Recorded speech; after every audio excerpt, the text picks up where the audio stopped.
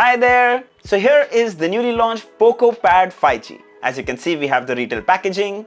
Right on the top, you can see it supports Dolby Vision and Dolby Atmos.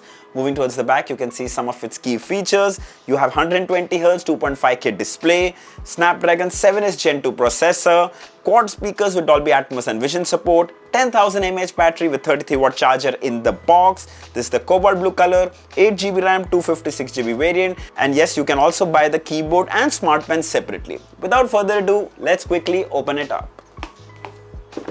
There you go. Right on the top, obviously, is the Poco Pad 5G. We'll keep it aside. Then inside here, you have the quick start guide, which I believe no one reads.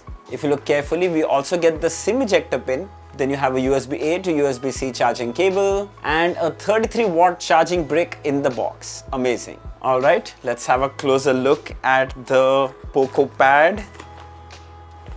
Oh, wow. I'm actually liking this color. Hang on, wow, cobalt blue. Poco calls this cobalt blue, and it is really nice. Now this is a unibody design and it's polycarbonate, but the good thing is it comes with a matte finish, so it doesn't attract a fingerprint or smudges. I like this dual tone finish, looks very premium.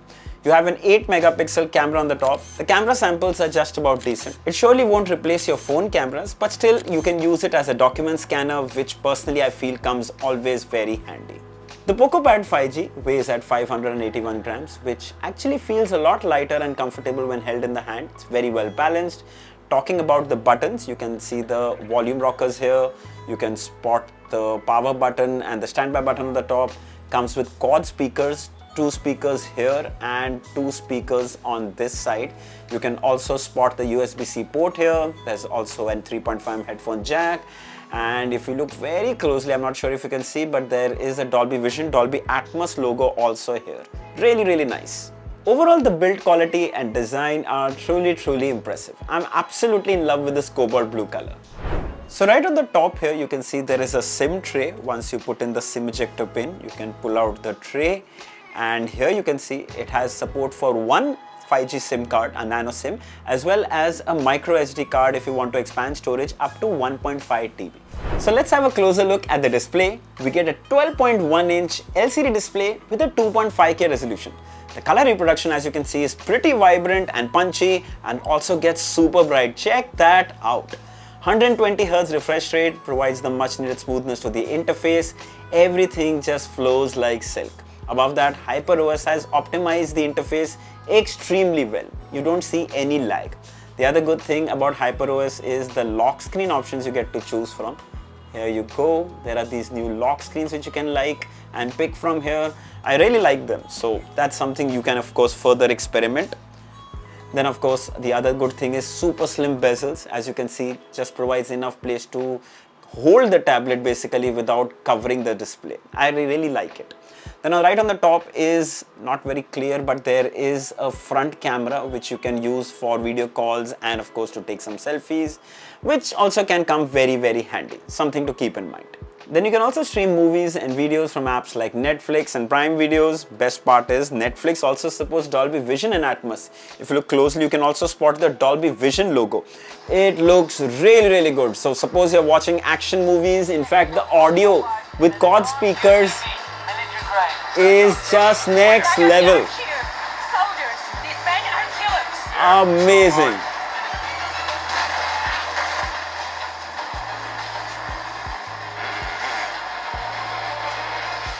Of course, it's a tablet, which means it's perfect for multitasking. You can open 2 apps side by side. You can even adjust the size of the app.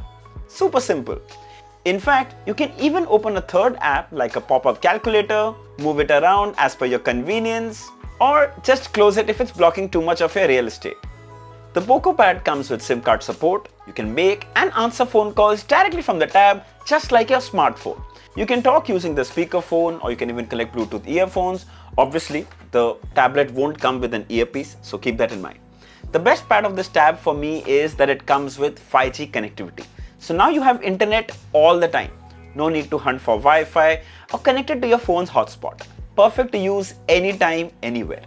When it comes to the hardware, it's powered by the Snapdragon 7S Gen 2 chipset, 8GB LPDDR4X RAM with virtual RAM expansion support as well. The performance overall is very snappy, works like a charm. Then we also ran the Antutu benchmark and it scored about 5,38,000, which I think is pretty decent. Let's talk about gaming. So we played Asphalt 9 and I absolutely loved it. Super smooth frames and not even a hint of lag or stutter. Everything just flows. The Poco Pad also comes with built-in gyroscope and an accelerometer, which provides a perfect gaming experience. If you want to enjoy casual gaming on a big screen, then this device is easily recommended. Coming to the battery. So we get a 10,000 mAh battery that will last you for about 3 to 4 days if you're using this tablet for about 3 to 4 hours every day. We get a 33 watt charger in the box, which is not the fastest, but still good enough. By the way, this Poco Pad 5G can also be clubbed with the Poco Pad keyboard and the smart pen, which you have to buy separately. We don't have the price of the pad or the pen or the keyboard right now, as this video is shot before the launch.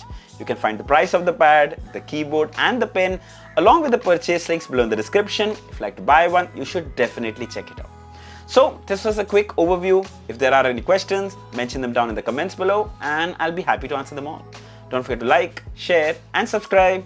Until next time, cheers.